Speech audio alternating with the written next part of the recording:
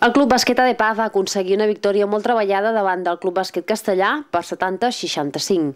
Els figuerencs van anar a remolc tot el partit, a causa d'un mal inici que li donava un parcial de 3-18. El conjunt figuerenc va tenir problemes amb el tir exterior i la zona plantejada del conjunt visitant, que van provocar que els locals haguessin de lluitar fins a la meitat del partit, on es va aconseguir reduir la diferència fins a 6 punts. La segona meitat, que va començar amb la mateixa dinàmica que l'anterior, va canviar de sobte quan els figuerencs van reaccionar i es van fer mal matx. Amb un ampli parcial de 17-0, els locals van fer un esforç final per col·locar-se per davant del seu rival, arribant al marcador definitiu de 70-65.